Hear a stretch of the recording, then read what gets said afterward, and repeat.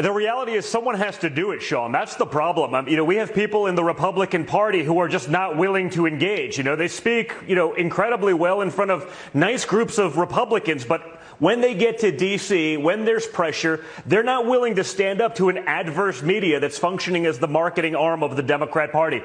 Me, I don't have that problem. I like to engage, and if someone has to do it, it might as well be me. I'm willing to do that. That doesn't come, free of the sticks and arrows that I get from the other side, but it's worth it because we have to point out these lies. I did this last summer when I wrote the book, Liberal Privilege. If you look at what I said in that book, literally all of it is coming true. We saw it all. The media lied about it because they wanted to paint Joe Biden as though he's this, moderate Joe. He's not going to ban fracking. He's not going to do all these things.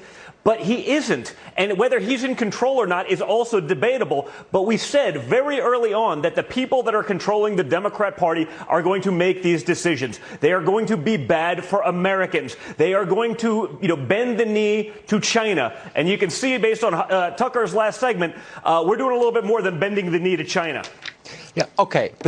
And they're trying to pressure South Korea to give another $7 billion to the Iranian mullahs. I don't think many people in the news, in the fake news industry have been following that. Or do they seem to care that John Kerry was undermining your father's foreign policy with back-channel negotiations with Iranians? That went unnoticed. I guess if John Kerry's name was General Flynn, it might be taken a little differently.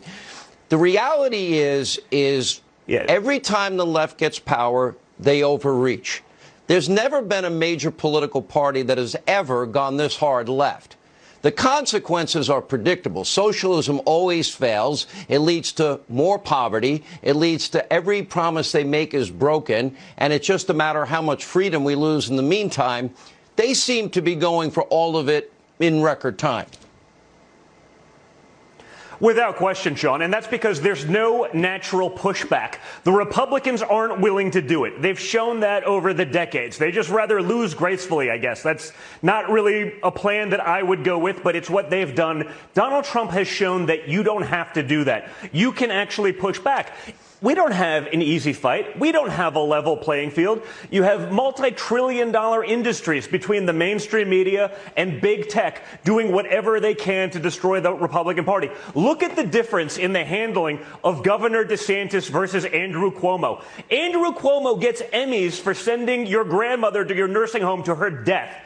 Okay, Governor DeSantis got more hell in Florida for keeping beaches open, with social distancing and masks than Andrew Cuomo got for executive orders sending people into nursing homes to die when we knew sending the sick and elderly back into nursing home was a susceptible population and people would get hurt.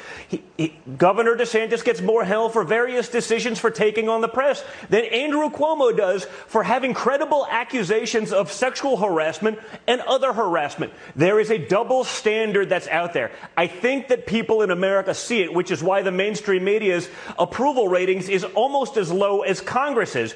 But until we have more people that are willing to step up and tell the truth and speak to the American people, we're a little bit at a loss, and it's ridiculous. And you see what's going on. $1.9 trillion. You articulated so many of those points well. The only problem is that almost none of it is for actual relief. It's a Democrat wish list. But we saw this before. I called it out in this summer.